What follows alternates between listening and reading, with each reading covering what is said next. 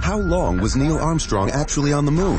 When did Europe start speaking English? Did Marco Polo really go to China? CuriosityStream is the streaming service for all things history, plus science, wildlife, and more. What's the real story behind the Mona Lisa? We've got that. What caused the collapse of Rome? We know. Where did we find mankind's earliest ancestor? Come find out. For the holidays, give the gift of curiosity with 25% off gift cards for your curious cohorts. It's holiday shopping season at curiositystream.com/gift. Did you miss your deadline to renew your Medicaid coverage? You can still send your completed annual review form to Healthy Connections Medicaid. You may be assigned to another health plan, but you can ask to come back to First Choice within 60 days of renewed Medicaid eligibility. It's your family. It's your choice. First Choice is the right choice. Renew and choose us. Visit selecthealthofsc.com/renew to learn more. Good health to all from Rexall. It's the Phil Harris Alice Faye Show, presented transcribed by the makers of Rexall drug products and 10,000 independent Rexall family druggists. Good evening. This week, we independent Rexall druggists would like to play Santa Claus to all you tired, last-minute Christmas shoppers. Our present to you is quick, easy, economical gift buying without all the rush and worry. Suggestions? Well, there's Caranome, one of America's oldest and most respected line of beauty aids, and a Rexall exclusive. We have Caranome cosmetics in delightful gift sets for as low as $1.25, up to a luxurious, completely fitted travel case for $79. Then there's Stag, Rexall's exclusive and popular toiletries for men. You can buy them individually gift boxed for as little as 75 cents, or in handsome combination sets and fitted bags up to $15.95. If you're faced with some of that last-minute gift buying, look for the store with the orange and blue Rexall sign on the window. This week, that sign means quick, easy, can't go wrong Christmas shopping. Merry Christmas to all from Rexall.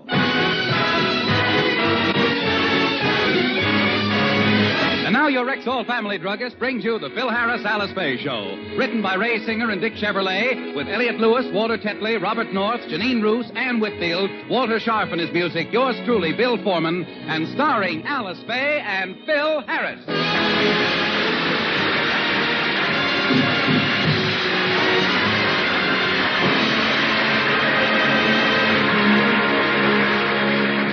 With Christmas just a week off, the Harris family is busily engaged putting a few Yuletide decorations around the house.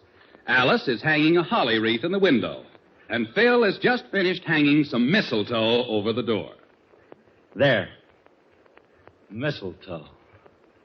Ah, Philip, the many girls whose toes you've curled under this little sprig of greenery.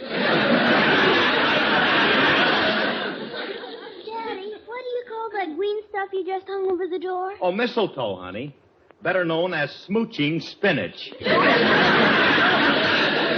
Why do you hang it over the door? Well, it's like a game, baby Alice. The idea is for a fella to get a girl under the mistletoe and then kiss her. Did you ever play the game, Daddy? Did I ever play? I was All-American 12 years in a row.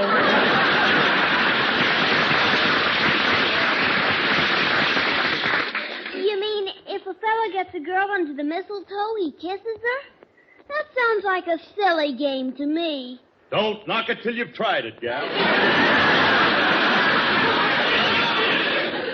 And don't try it till you get my permission. Daddy, before you married Mommy, did you have any girlfriends? Oh, I had a few. I say a few. How many? Well, I don't remember. When I got married, I fired my scorekeeper. You know something? I probably had more girlfriends than you could... Phil, what are you doing? Daddy's telling us about all the girls he knew before he met you. Oh, them. That should make for nice, dull conversation. Mommy, did you know that Daddy used to go out with other girls? Oh, of course I knew we went out with other girls. I say girls. He never knew what a girl was supposed to look like until he met me. Now, look, Father, stop bragging about your former... Hello there. Where is everybody? Oh, hello there. Good morning, children. Howdy doody, Philip. Howdy doody. Oh, you dimpled darling, you. You know, sometimes, Willie, you're so cute I Philip, could just... stop chucking me under the chin. I ain't chucking you under the chin. I'm groping for your windpipe. I see you have your decorations up, Alice, and they look wonderful. The holly and the berries. What's that green stuff hanging in the doorway there? That's mistletoe. What do you hang that up for? What do you... Oh, this kid really lives. Why, I don't know, but he does. Look, Willie, you're supposed to get a girl under... Look, didn't your father ever tell you about the birds and the bees? Naturally. Birds. A bird is a warm-blooded, feathered, egg-laying vertebrate commonly known as the avian sauropsida. Huh? A bee is a honey-gathering hymenopterous insect of the genus Apis. All right, Willie, all right. Philip, that's the scientific definition of the birds and the bees. Well, I must have a talk with my father. Papa is away off the beam. Your brother always I also know about fish. Now, shut up! Willie, do you really like our decorations? Oh, Alice the Beautiful. And I'm glad to see that you people are imbued with the Christmas spirit. That's more than I can say for our city fathers. Where's the big community tree they always have in front of City Hall? I ask you, where is it? Well, don't look at me. I ain't got it. No, you're right, Willie. I wonder why they don't have the tree up this year. That's what I'm going to find out. I'm on my way down to City Hall right now to get to the bottom of this. I'll go in and I won't come out till I know the whys and the wherefores. What did he say? He said he's going in on his why and coming out on his where. You know, Willie, you're right. We should have a community tree, and I'm going to the City Hall with you. You're coming too, Phil. If enough people protest, we'll get results. But, Alice, I can't go. I've got a date with Frankie. Well, we'll pick him up and take him, too. Oh, all right. But I don't know if I'm in favor of this. Gee whiz, in order to put a tree up, you got to chop one down. What's wrong with that? I don't believe in it.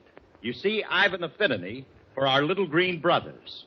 And if you'll lend me your big flapping ears, I'll proceed to tell you why.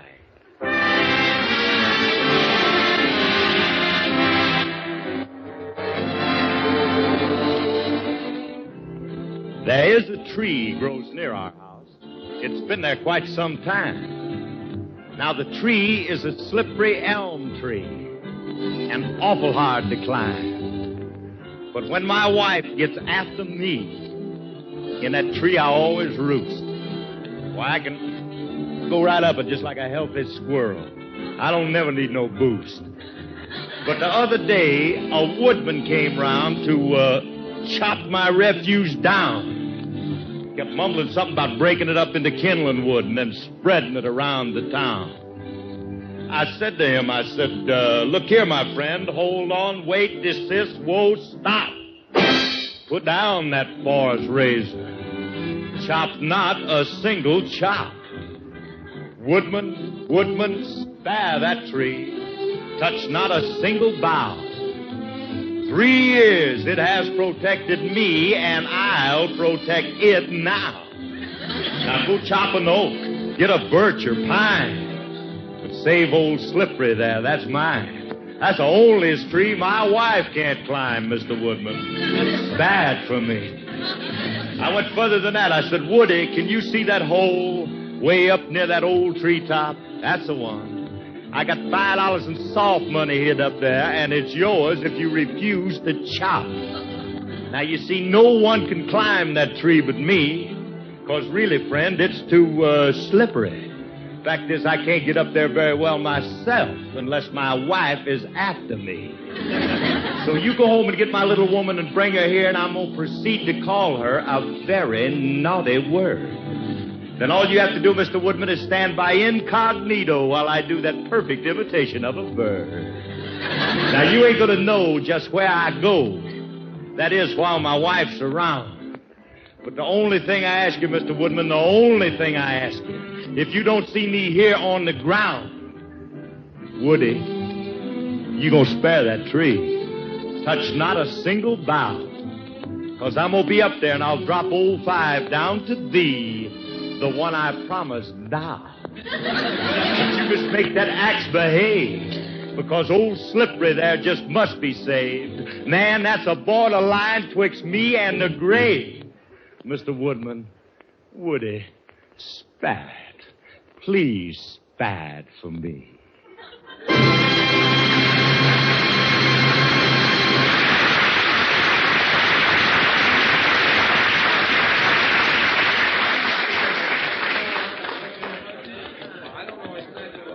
Frankie, you've been beefing all the way down to the city hall. What's the matter? I got a right to beef. You're all very inconsiderate. Dragging me out of a warm, homey pool room. But if you want a tree, I'll talk to the mayor. He don't make a move without me. I'm here to see him every day. Hey, you know Mayor Baldwin?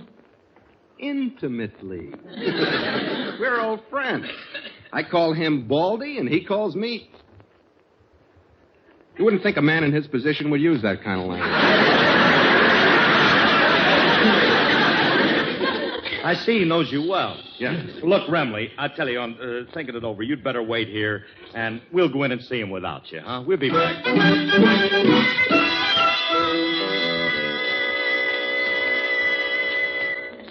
Well, here's the mayor's office. Now then, let's all go in together and assert ourselves. Pardon me, are you the mayor? Yes, come right in. Always glad to see the public. Make yourselves at home. Sit down, take your coats off, have a cigar. I suppose you're here to see me about the coming elections. Coming elections? Mr. Mayor, you've just been elected. You're all set for the next 2 years. I am? All right, stand up. Put your coats on and give me back those 2 cigars. What's the idea of barging into my office like this? Mr. Mayor, we came in to see you about a Christmas tree. Why didn't you say so? I have some very nice trees. What size do you want? I sell them by the foot. Always like to make a side buck or two. I'm an expert. I know all about trees. Well, that's a coincidence. We have a boy here who knows all about birds, bees, and fish. Go ahead, Willie. Tell him about the birds. Birds. A bird is a warm-blooded, feathered... Okay, Willie, that's enough. Don't tell him all you know. Let him ask his own father. Mr. Mayor, we want to know why the community Christmas tree isn't up this year. Yes, you're a disgrace to your office. Your incompetence is something... Just a moment. How dare you talk like that to a man in my esteemed position? Why, I'm a man of integrity, and you two are nothing but riffraff. Now, just a minute, Bud. Quiet, Riff. I'm talking to Raff.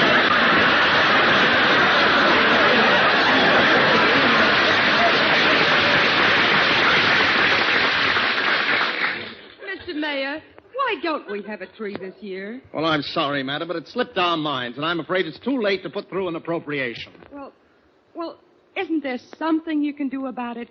Please? No, Alice, don't ask him. Demand it. Mr. Mayor, we are the taxpayers who put you in office. We pay your salary, and you're working for us.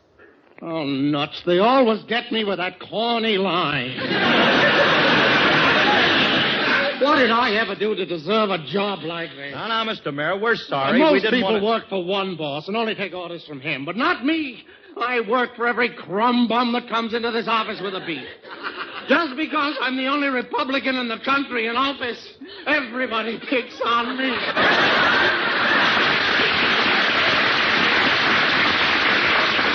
Oh, I'm so unhappy. Now, Mr. Mayor, control yourself. Will you control your... And stop crying. You're wetting your dewy button. Well, it's enough to drive a man crazy. Everybody's always coming in here asking for favors. What's taking you people so long? Oh, hiya, Baldy. No, Remley, not you again. How many times do I have to tell you we can't keep the saloons open all night?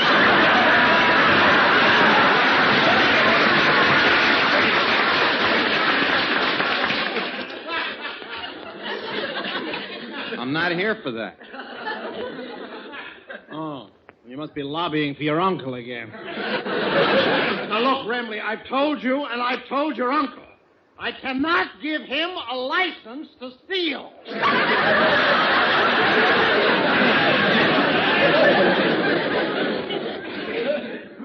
Frankie, your uncle wants a license to steal? Yeah. The only way he can be law-abiding and still make a living. Mr. Mayor, if we buy a tree, will you allow us to put it up? Certainly, if you can find a 30-foot tree, it's okay with me, but I don't know where you're going to buy one that size at this late date. Oh, we don't have to buy one. I know exactly where to get one. I saw a lot of them up in the San Bernardino Mountains last week when I was there skiing.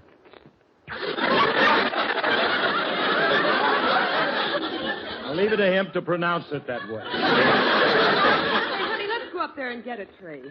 Might be fun to spend a day in the snow, huh? Okay. While Willie is skiing in the snow, you and I can go ice shading on the lake. I love to ice shade. Let's do it. We can get Julius's delivery truck to bring the tree back. Hey, Rem, come on up with us, will you? No, thanks. I'm not a cold weather man. Now, wait a minute. I hear the lake's frozen over, and we can do a little ice skating. Sorry, Curly. Once you take ice away from ginger ale, it loses all its sex appeal. True. Besides, I don't like cold weather. Now, wait a minute. You won't mind it if you dress warm. Look, you go home and get all the heavy clothes that you can find, and then meet me at Julius's. And Alice, you better dress warm, too, because I hear they're having some storms up there. Oh, as long as you're with me, Phil, I won't have to dress warm. What do you mean, and why are the musicians picking up their instruments?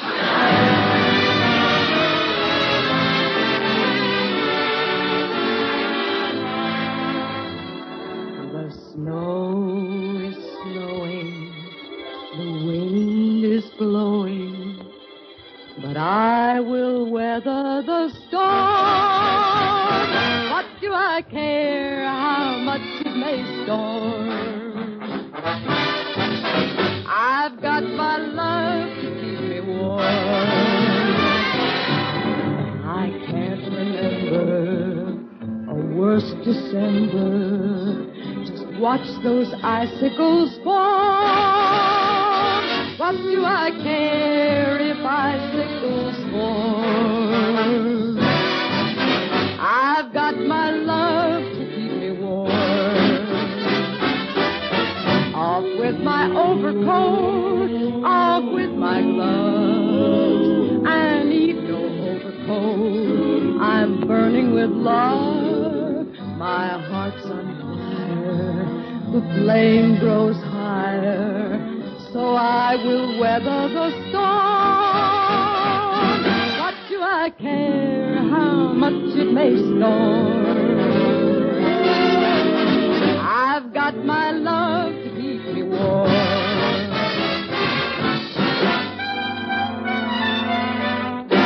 Off with my overcoat, off with my gloves. I need no overcoat, I'm burning with love. My heart's on fire, the flame grows higher, so I will weather the storm. What do I care how much it may storm? I've got my love to keep me warm.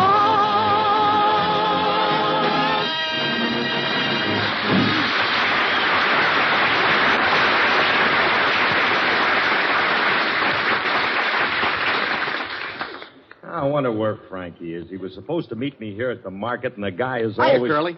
Oh, hello, Remley. It's about time you showed up. We got to get started. What do you got on? A few warm clothes for the snow country. 2 suits of long underwear, 4 sweaters, a lumberjacket, a mackinaw, a parka, a coonskin cap, and a raccoon coat over the whole thing. How do I look? Like a blob of hairy blubber. Now, look, what have you got in that case strapped around your waist? Batteries? My red flannels are electrically heated. All that stuff in electric underwear? Aren't you a little overheated? No. I ain't plugged in.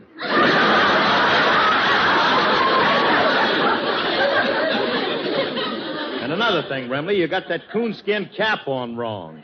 The tail's supposed to be in the back. Oh, Remley, you didn't have to put all that stuff on until we got... Oh, never mind. There's Julius. Hey, I've got to ask if you'll loan us his truck. Hey, Julius! Hi, Mr. Harris. Hi, kid.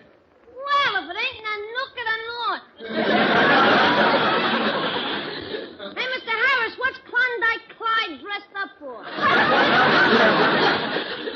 Well, we're going up to the snow country, and he's prepared for it. Oh. What's that ridiculous-looking thing hanging down in front of his face? That's his nose. I mean, that other ridiculous-looking thing. That's a tail. Oh. On his face, it's very becoming.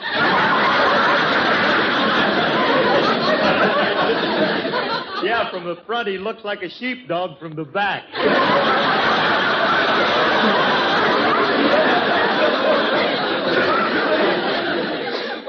Oh, I am just convulsed by this hilarious routine. What's the matter with you guys? You think you never saw somebody wearing a nose muff before? What are you going up to the snow country for? Well, we're going up to get a community tree for the town, and, well, we want to borrow your delivery truck to bring it back. Julius, can we have it? What kind of a question is that? For such a noble cause to help humanity, to bring Yuletide cheer to my fellow townsmen, I'd have to be the lowest kind of heel to refuse permission for you gentlemen. All right, never mind the speech, never mind. Where are the keys to the truck? In my pocket, but you might have a little trouble getting up to the mountains. Why? I ain't gonna lend you the truck.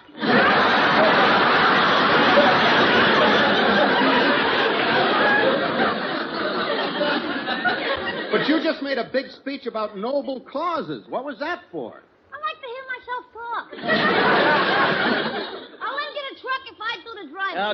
Okay, you can do the driving. Now, come on, will you? We got to pick up Mrs. Harris and Willie, and then, fellas, we're off to the mountain.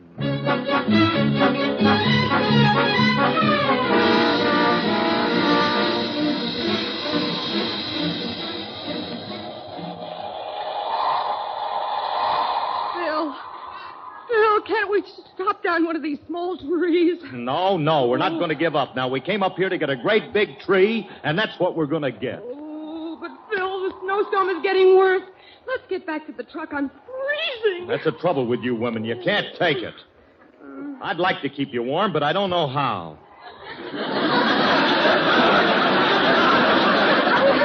Well, it might help if you gave me back my fur coat. Oh. Well, if you want to be selfish, take it. Here. Ooh. Hey, you're right. It's freezing without that coat. How do you feel, Frankie? Very comfy. I just plugged myself in.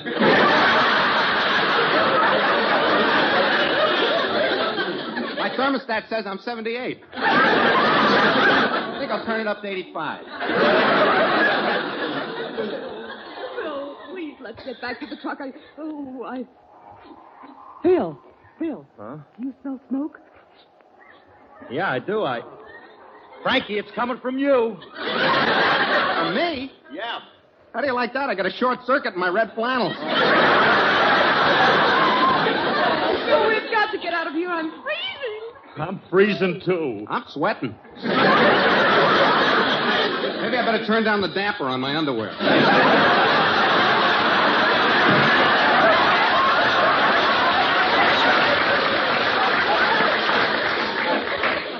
Frankie, will you be quiet a minute? It's freezing to death. Oh, Alice, I might as well confess. I hate to tell you this, but, honey, we're lost. I don't know where we are. Well, what are you worrying about? If we're not back at the truck soon, Willie and Julius will come looking for us. Yeah, but suppose they get here late. It's getting colder every minute. We're lost in this bleak, desolate wilderness, and I'm freezing.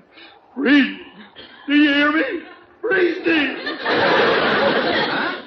Where do you getting excited about? Take it easy. How can I? I'm starting to get numb, and my feet are frozen. Look at my little ankles. They're blue. My ankles are blue. Those are your socks.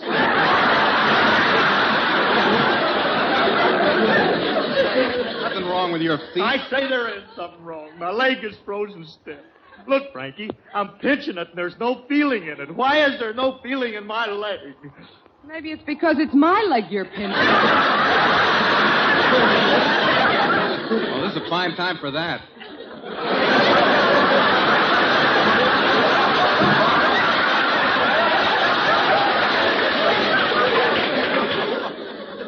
He's right, honey. Drag it out of the way. Now, look, kids, don't worry, because I'm going to get you out of this. And Alice, honey, control yourself. Don't get hysterical. Please don't get hysterical. I'm not hysterical. Don't argue with me. And as for you, Remley, will you keep calm and stop blubbering like a baby? Who's blubbering? I'm happy as a bird dog. Don't change the subject. Now, wait a minute, Frankie. Get a grip on yourself, because we're a couple of big, strong men, and it's up to us to rescue this frail woman. You're right. Let's get this frail out of here.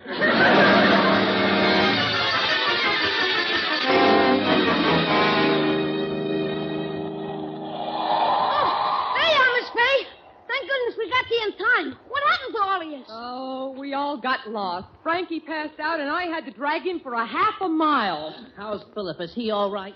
Lift him off my back and see. Oh, for goodness sake. Julius, give me a hand. All that trouble, and we didn't even get a tree. Oh, well, we got one. Julius and I found a big one right near where we parked the truck.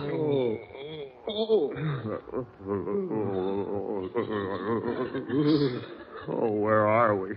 What happened? You're all right, Philip, and don't worry, I'm here. You I don't need. Where's the dog with the brandy?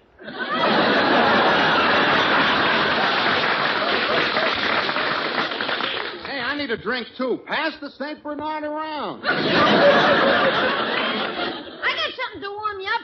Here, Mr. Emily, take a short swig of this. Yeah. All right, that's enough, Mr. Emily. I said that's enough. Let go of the bottle! Julius, that stuff's terrific. And I ought to know, because I'm a judge of good liquor. What's the name of it? Antifreeze. Poison, I'm dying. Now, take it easy, Remley. Take it easy. Don't get excited. Take it easy. You'll only... Look at him boil over.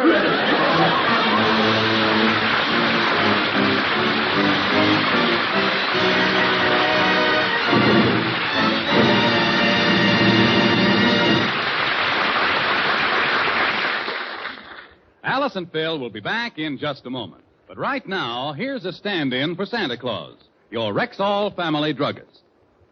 Yes, friends, there are 10,000 such stand-ins for Santa this week. 10,000 independent family druggists who are ready, willing, and able to take the rush and worry out of your last-minute Christmas shopping. I need a gift idea for the ladies. Okay. How about Cara Gnome?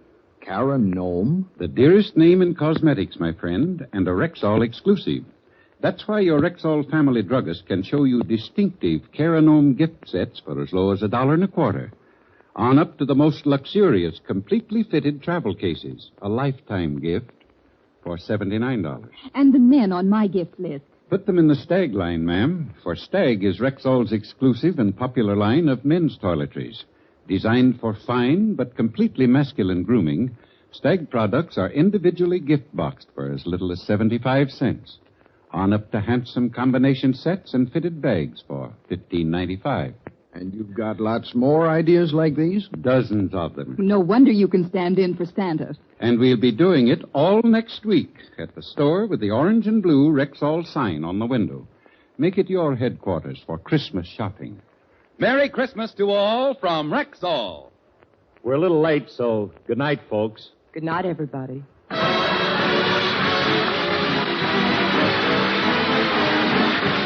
This program was produced and transcribed by Paul Phillips. Be happy on Christmas Day. Eliminate the rush and worry, the disappointments of last-minute Christmas shopping. Tomorrow, take your gift list to your Rexall family druggist. His store is filled with distinctive, sure-to-please gifts for the home, for the children, for the entire family. Gifts it's a pleasure to give, economical to buy. Look for the store with the orange and blue Rexall sign on the window. This week, it's headquarters for just right, priced right Christmas gifts.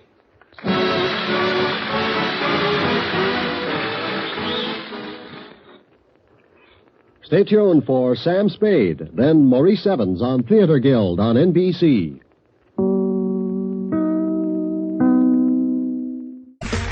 Okay, round two.